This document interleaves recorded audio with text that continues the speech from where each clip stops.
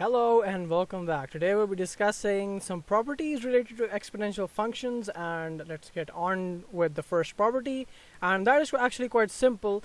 All of the graphs of exponential functions always have to pass through the point 0, 1, and 0 over here is the point on the x-axis, and 1 is the point on the y-axis. Now let me actually show you some examples of that.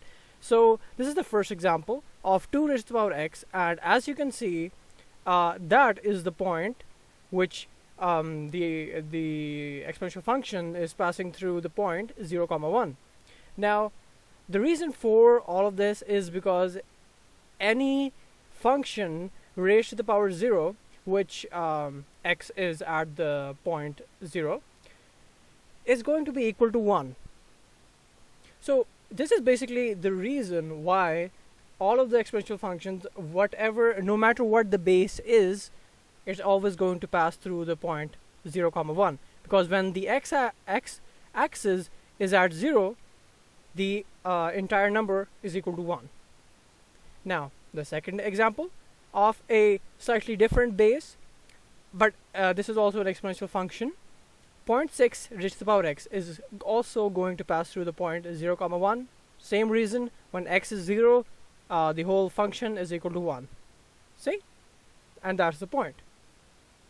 Okay, so now on to the second property. And the second property is all about how the graph of any exponential function looks based on what the value of a is. And a, just to remind you, is the base. Now, let's say we have an exponential function such as the generic exponential function a raised to the power x. Now, when a is going to be a number which is going to be bigger than 1, it cannot equal 1. Remember that. It cannot equal 1. It cannot be less than 0, and it cannot equal 1. So, the two possibilities is when a is less than 1 and when a is greater than 1.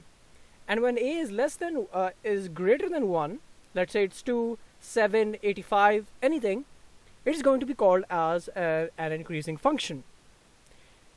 Now, when a is greater than 0 and less than 1, which is the second possibility out of the two, it is going to be called a decreasing function. And the way you memorize this is by actually looking at the graphs. For example, this one. Now 16 is greater than 1, so that is why this is called as an increasing function. Now the way you remember this is by assuming that you are coming from Mr. Cactus's side, and then you are moving up the hill. Okay, you are moving up the hill and you're going towards the right.